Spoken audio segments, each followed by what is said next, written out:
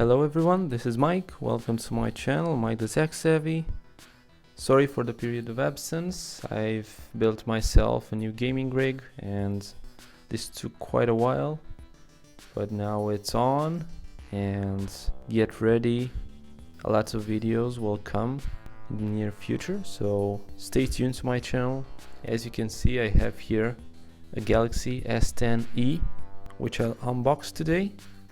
I just received it yesterday, so well, let's take a look at it. It's not gonna be an in-depth review. I'm gonna do that in a few days after I get to play with it and well, get to know it a bit better, but still I can give you a quick look on it.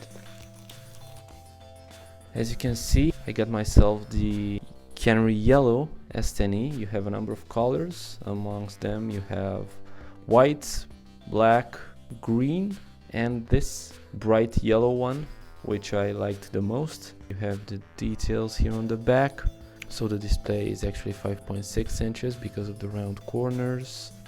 You only have a full HD plus resolution on this, but well, take into account that all the other versions, so the S10 and the S10 Plus, do come on the full HD plus resolution by default. I'm not really sure how many people really adjust that to the maximum resolution. You do have the two cameras, so ultra wide and the usual dual pixel 12 megapixel camera. Another refresh is the new front facing camera, which now has dual pixel and can film in 4K resolution. Stereo speakers, wireless power share, through which you can charge other devices via wireless charging. But well, you only have a 3100 milliamp hour battery, so I'm not really sure how much you can charge through it. Yeah, and it's IP68 rated, so yeah, nothing new. This is a European version. Let's get on with it. The phone is right here. It doesn't look cheap at all. You would think that, well, being the cheapest version, it might look a bit different as opposed to its more expensive brethren, but it's not the case. As you can see, this gorgeous, at least in my book, yellow color looks really nice. You have the aluminum sides here, of course. On the top, we do have the SIM card tray. This is the dual SIM variant, so you can either have two SIMs or one SIM and one micro SD card. Top microphone, fingerprint scanner and power button, which is very similar to what I have on my XZ1 compact, just that the position is a bit off, so just take a look at it. On the XZ1 it was very easy to reach in this position, the power button. For the S10 you'll have to reach it like this, but still it's, well, completely doable. Nothing else on this side. Speaker, USB Type-C, microphone, and of course the traditional headphone jack.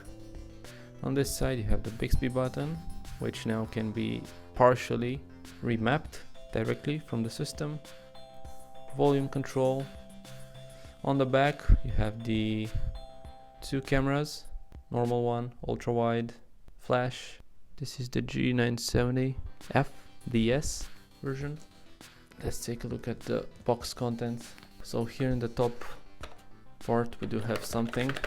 I'll try to get it out. It's not as easy as it looks. Come on. Yeah, finally. So what do we have here? We have the eject SIM card tool and some manuals, which we won't need, of course. And in the actual box you get a matte finished adaptive fast charger, which is, well, basically identical to the one which Samsung offered last year. You can see here the output.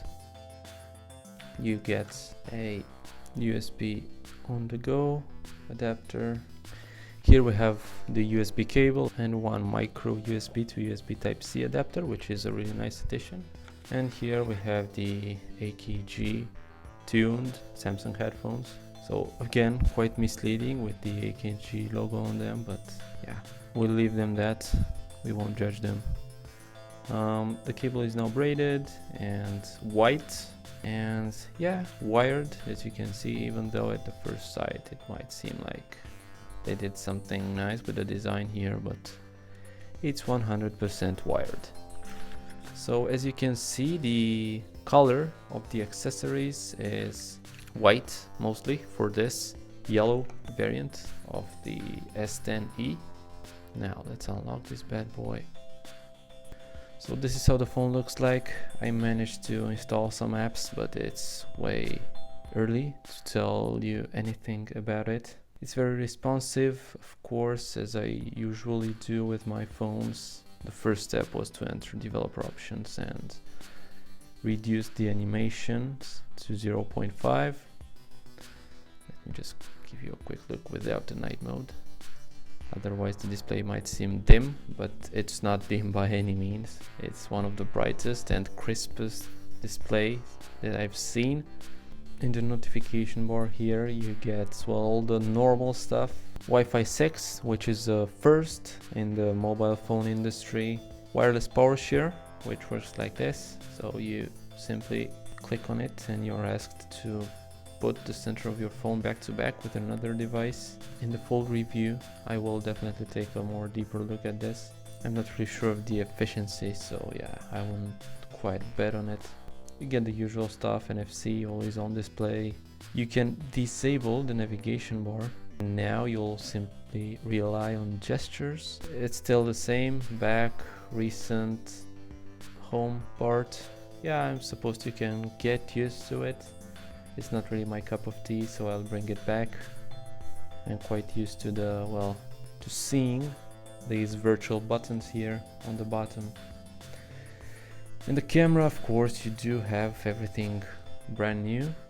This is the scene optimizer part. You do have a ultra wide option. Let me just give you a quick look. And even though I'm like 3-4 centimeters from the watch, it seems like it's very far away. Of course, now you can film 4K with the front camera. You do have a very fast focusing speed on the front camera as well. Other than that, nothing is really new. You do have the Pro modes, panorama, food mode, super slow-mo, normal slow-mo, and hyperlapse. I won't dwell too much on it. I just wanted to give you a quick look on the camera. I will definitely look into it a bit more in the full review. The phone is very responsive, it's really fast. We just connect it to wireless so we can get a bit more feel into it. Much faster than the previous iterations of this one. Even though you only have 6 GB of RAM as opposed to 8 or 12 in the more expensive brothers of this one, I don't think it's really needed. Overall, the phone feels good in hand. The phone is quite warm from the, well, brightness, which is turned up right now. It's basically a, let's say, incremental improvement upon the S9. The biggest improvement is the display. You do not really see this hole. Let me just give you a quick look in YouTube video.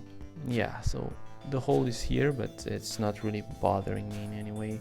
Let's just consider it okay for now. I'll come back with a full review and tell you what's my full opinion on it. As you can see, it's not really centered. It's more to this side and less to that one. So yeah, it's quite off center if you ask me. So this is the phone. It feels quite good in hand.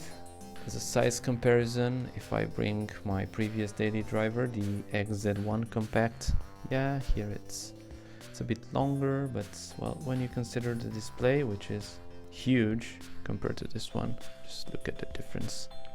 I think it's worth it. Yeah, it's a bit wider, but not by much. In thickness department, I think they're quite the same, or maybe the Samsung is a bit more thin.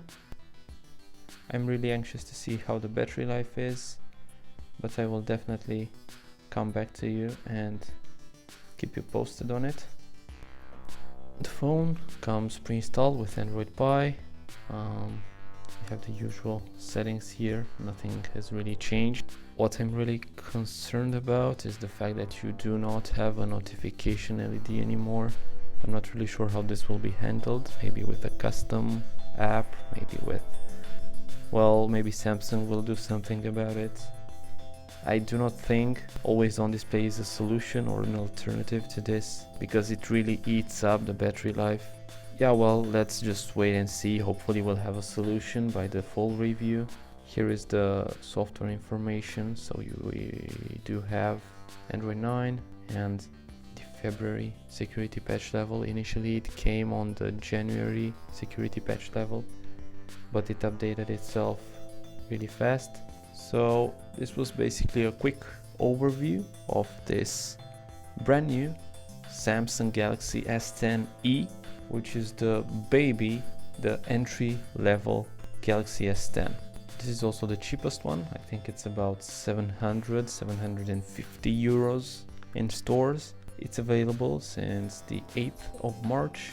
And well, let's just see how it is, and stay tuned to this channel. I will definitely come back very soon with the full review. I'll probably make a couple of videos on the gaming rig that I built as well. So let me know if you want that in the comment box below. Also stay tuned, the full review of this phone will come really soon as well. Thank you so much for watching this video. If you liked it, please do press the thumbs up button. If you'd like to see more similar videos in the future, also press the subscribe button, which will be displayed right here in the bottom left part. Let me know if you have any questions or suggestions. If you have any requests for the full review, I will be more than happy to answer your questions in that video. So leave all the uncertainties and the questions below. Thank you so much. This was Mike the Tech Savvy. I wish you a great day. Bye.